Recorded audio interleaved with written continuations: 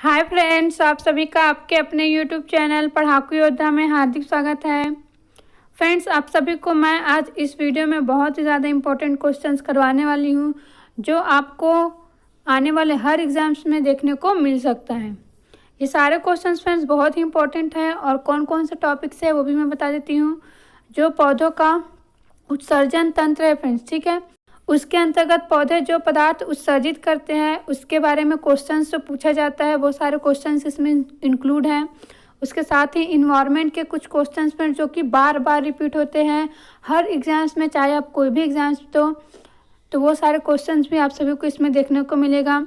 और साथ ही जो प्लांट डिसीज है, ठीक है, मीन्स पौधे में जो रोग होता है फ्रेंड्स जिससे एग्जाम में क्वेश्चंस पूछे जाते हैं, तो उससे रिलेटेड भी क्वेश्चन मैं आप सभी को इस वीडियो में कराने वाली हूँ। तो आप सभी इस वीडियो को लास्ट तक ज़रूर देखिएगा। मोस्ट इम्पॉर्टेंट क्वेश्चन है और मेरे ख्याल से आप सभी अभी तक ऐसे क्वेश्चन सॉल्व भी नहीं किए होंगे, तो आप सभी के लिए ये वीडियो बहुत ही इंटरेस्टिंग भी होने वाला है, कुछ नॉलेजेबल होगा जो आपको इसी वीडियो में देखने को मिलेगा, कहीं भी देखने को नहीं मिलेगा।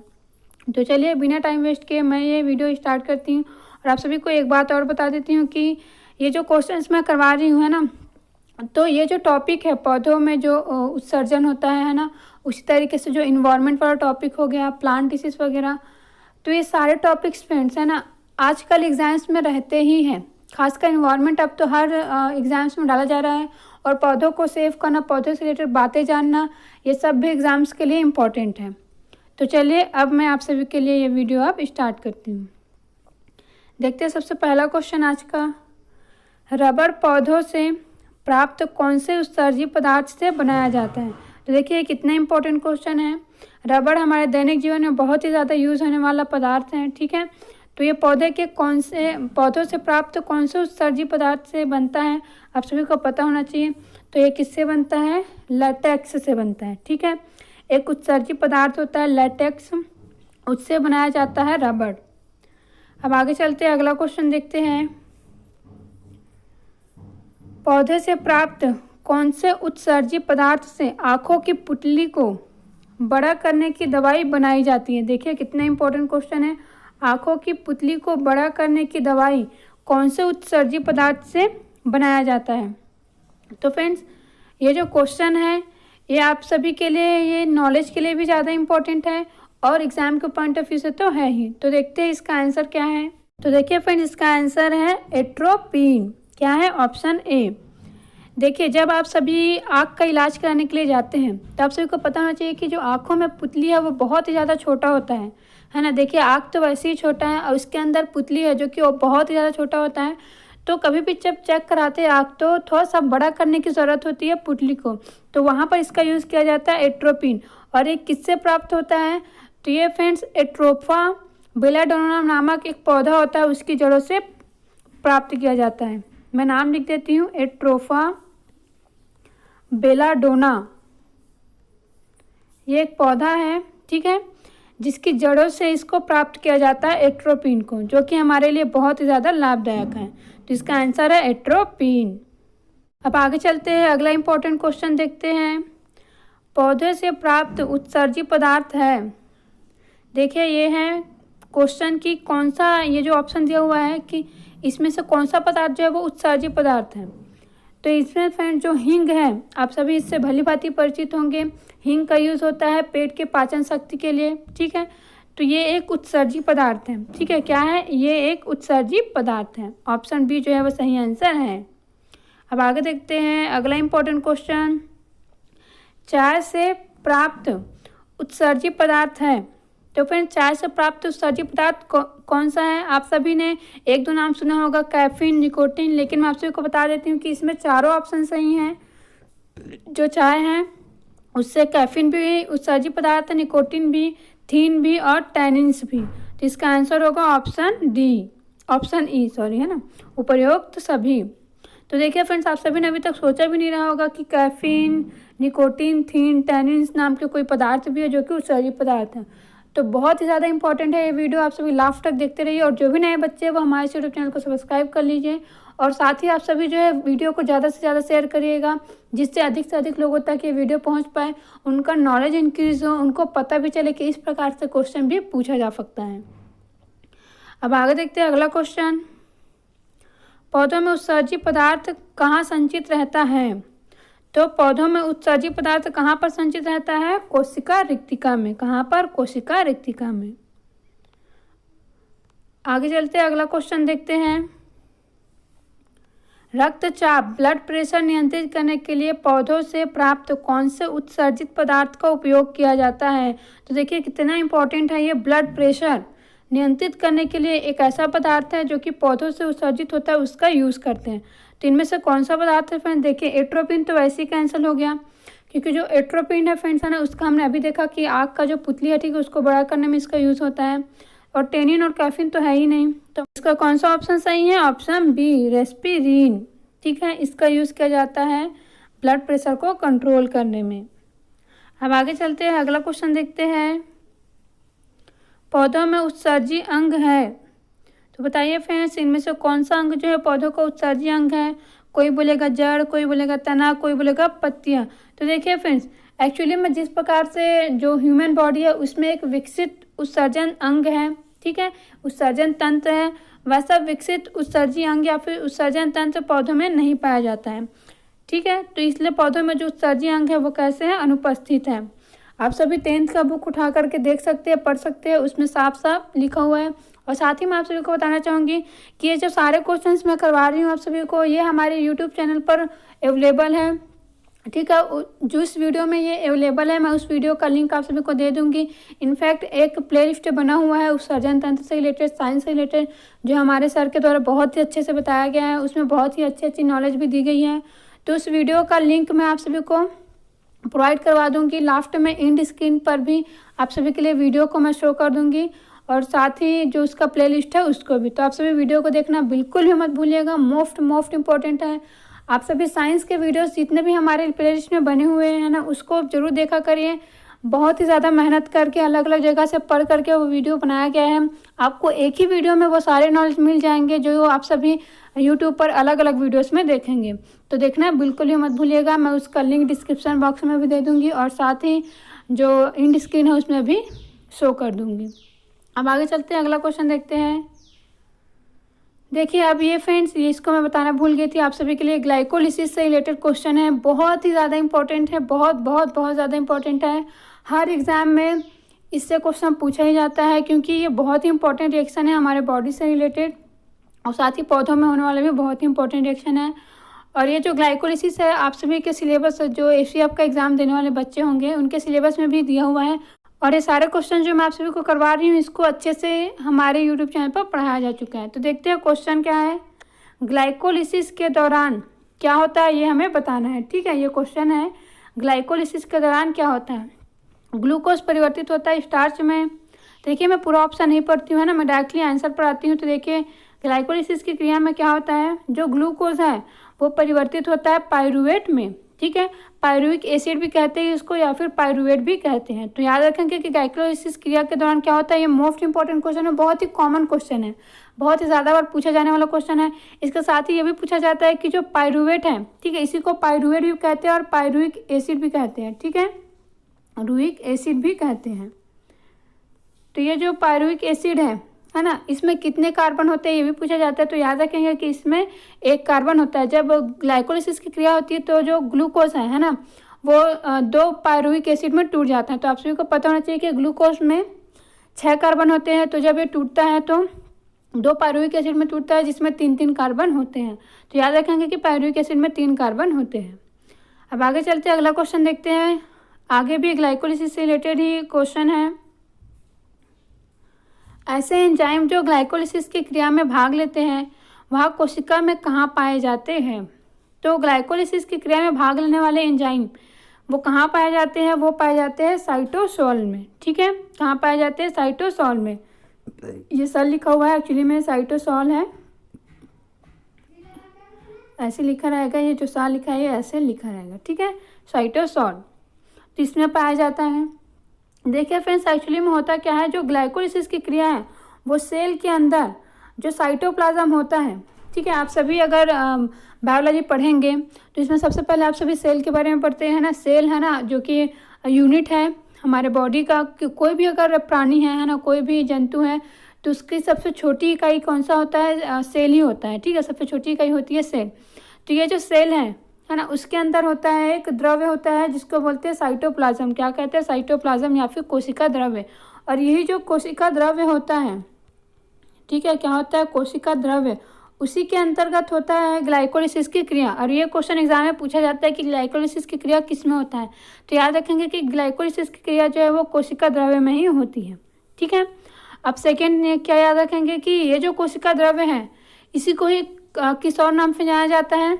एक तो साइटोप्लाज्म बोलते हैं इंग्लिश में, और एक कहते हैं साइटोसॉल कहते हैं। ठीक है, तो देखिए जब क्रिया ग्लाइकोलिसिस की क्रिया ही साइटोप्लाज्म या फिर साइटोसॉल में हो रहा है, या फिर हिंदी में बोलेंगे तो कोशिका द्रव्य में हो रहा है, तो उससे रिलेटेड जो भी एंजाइम है वो कहाँ पाए जाएंगे? जहाँ क्रिया हो रही है वहीं तो पाए जाएंगे। ठीक है, तो इसका आंसर है ऑप्शन डी।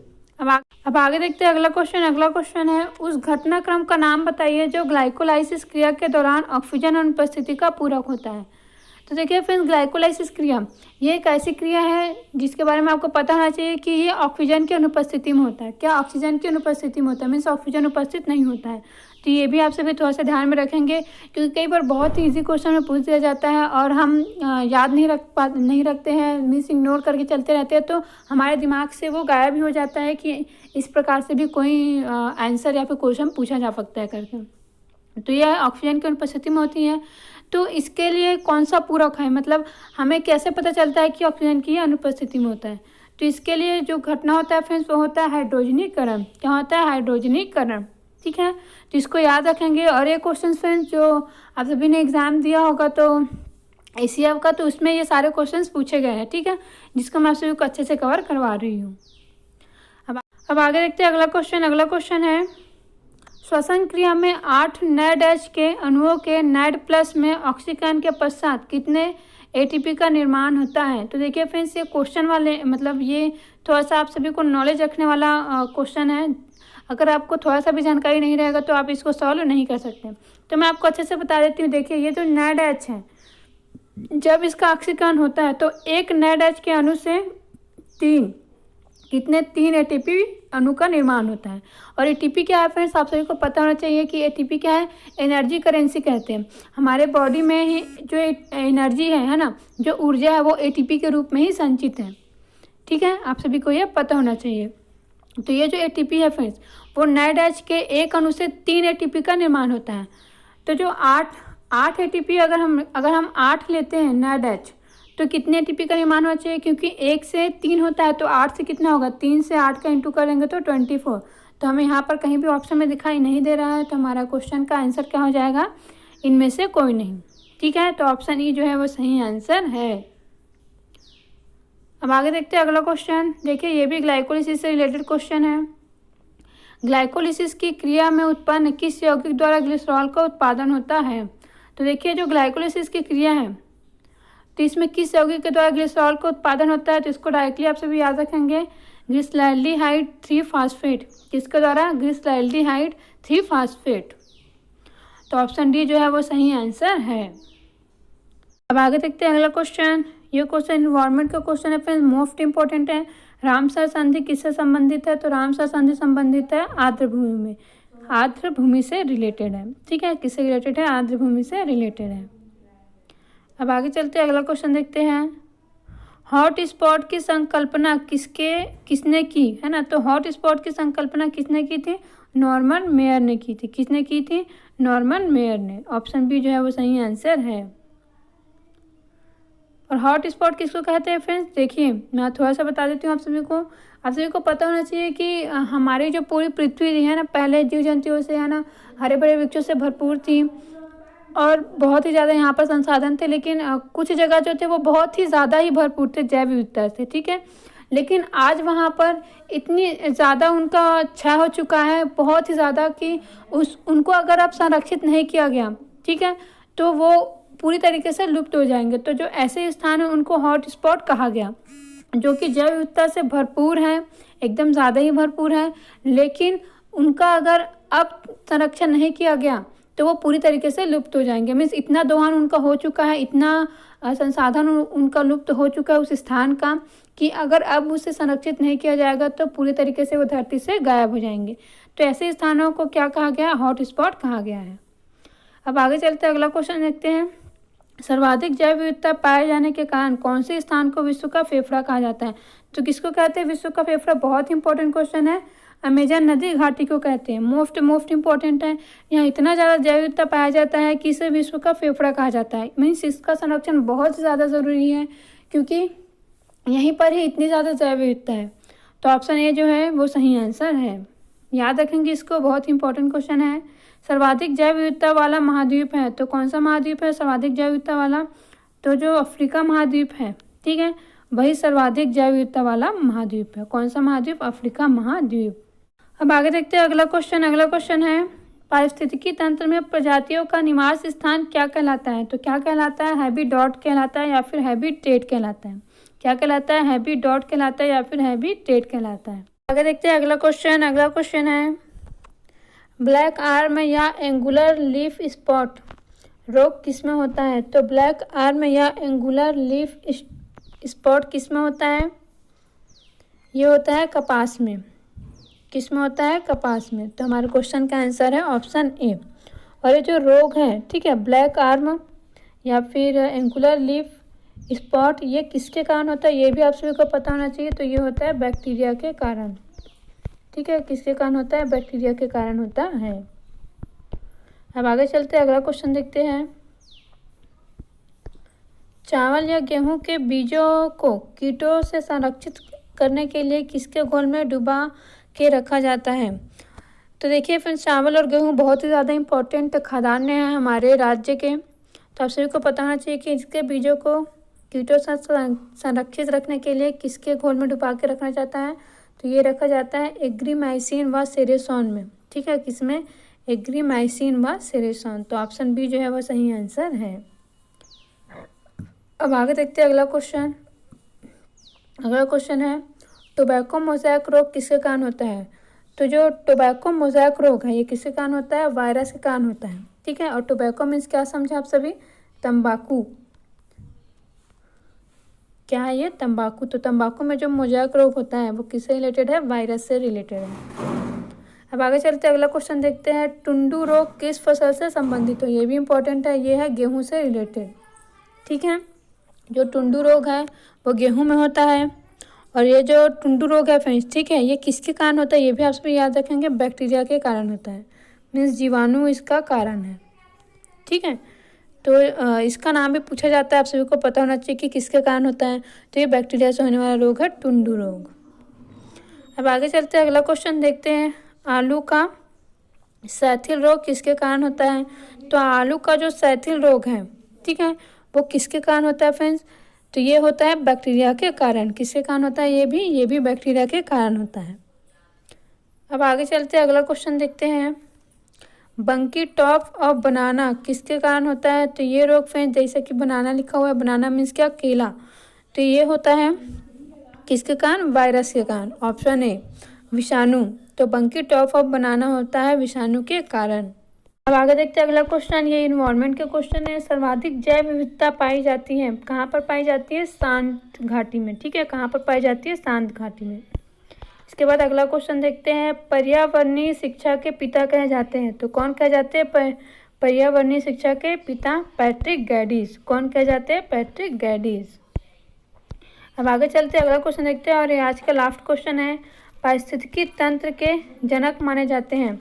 तो पारिस्थितिकी तंत्र के जनक कौन माने जाते हैं, एजी टॉन्सले माने जाते हैं। कौन माने जाते हैं, एजी टॉन्सले। मोस्ट इंपॉर्टेंट क्वेश्चन है ये, और बार बार रिपीट होने वाला क्वेश्चन है।